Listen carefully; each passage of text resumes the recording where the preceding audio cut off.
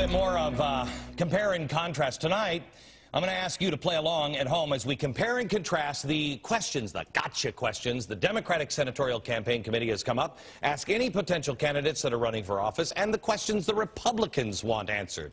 Gotcha.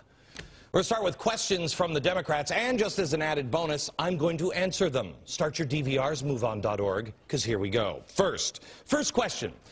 Do you believe that Barack Obama is a U.S. citizen? Whoa. Ooh, that's a real tough one. I mean, it's a real landmine to tiptoe around. I mean, I suppose in some, Kafkian world, the state of Hawaii and the local Hawaiian newspapers have been in on this elaborate conspiracy from, the birth of Barack Obama, that for some reason that they knew that he would be groomed and grow up to be president of the United States. So even though he was actually born, I guess, I don't even know, in a hollow tree in Kenya or something like that, very near where the Keebler cookies are made, they knew that they should plant this story at his birth in the local newspapers. Yes, that's sounding better and better to me every minute, especially the Keebler cookie part. And I suppose in some, Kierkegaardianly speaking sort of way, maybe Hillary Clinton and her husband Bill, along with the most powerful political machine in history, just couldn't find a lick of evidence of this scam that they could expose. So, I mean, they couldn't expose it, so she couldn't be president if they couldn't expose it. Or is it that Hillary somehow was gracious enough to keep it all quiet so Barack Obama could become president instead of her? Is that all possible? Well, maybe in a universe where, the deficits could be paid out in donuts, but not here. I'm going to stick with the answer from the beginning on this one. Yes. Would you mind moving that, Virginia? Let's move that one over to the yes category. Yes, I do believe Barack Obama is a citizen. Now, second question. Do you think the 10th Amendment bars Congress from issuing regulations like minimum health care coverage standards? Well, let's just see. I don't think anything of the kind. I know it does. Here's a little thought. Why don't we read the 10th Amendment and you tell me? The powers not delegated to the United States by the Constitution, not delegated by the Constitution, nor prohibited by it to the states, are reserved to the states respectively or to the people. So in other words, since health care is not covered in the Constitution, it would go to polar bears, Disneyland, Zimbabweans, say it with me, it would go to the states or the people. Never have I ever said that Massachusetts cannot have health care. They want to do that in their state, they can do it. They have the right. The state has the right. The federal government, according to this ancient, outdated document, does not. Now, do I think the Constitution... Do you think programs like Social Security and Medicare represent socialism and should have never been created in the first place? Oh, gosh, Democrats, this is a scary question. Another trap. You know what? It's only scary if you don't know who you are or what you believe in. I'm an American. I read. I believe in the Constitution. And, of course, Social Security and Medicare represent socialism and should have never been created. Since FDR and his progressive buddies started Social Security, not our founding fathers, that should be fairly obvious to people. Speaking, by the way, of FDR's progressive buddies, do you know who created Social Security? It was a guy named Harry Hopkins. He was the closest advisor to FDR. He was also accused of being a spy.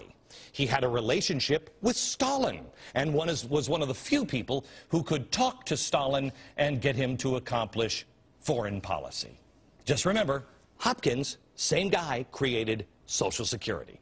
So, let me tell you about Social Security, another recipient named Ida Mae Fuller. She was the very first person to receive a monthly benefit. She worked for 3 years under SSI, and she accumulated taxes on her salary during those 3 years, a total of $24.75. There's Ida Mae right there, first person to get anything.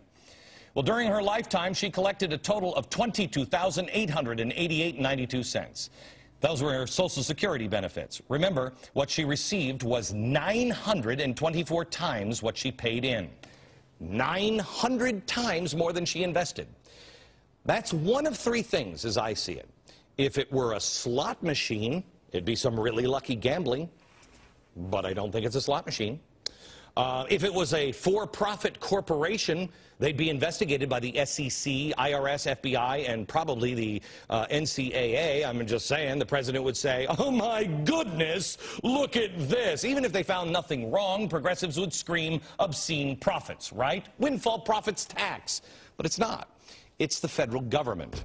The federal government receiving from Ida $25, $24.75. And then giving her $22,800 and some from other Americans. Okay, other Americans that were wealthier than Ida, some not, giving it to her. What's that called? I remember. Redistribution of wealth, otherwise known as, yes, socialism, or dare I say, even Marxism.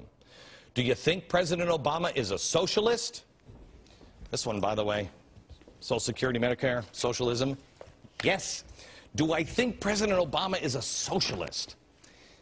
Before I answer that, may I ask that question of his avowed communist green job czar appointee Van Jones, or his anti-capitalist manufacturing czar Ron Bloom, or his socialist energy czar Carol Browner?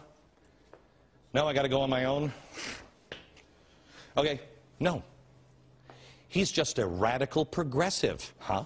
I could play that game too. He believes that when you spread the wealth around, it's good for everybody.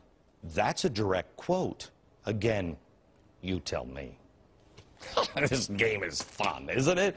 It's designed to scare you into not answering truthfully. That's what it is. They don't want you to answer anything. It's designed to intimidate any politician into breaking into cold sweat and giving some politically correct bullcrap answer that you don't want to hear. But what the Democrats don't understand is the paradigm in America has changed, and it is continuing to change. The people are not going to play this game anymore. They don't want weaselly answers. We want our leaders to be that. Leaders.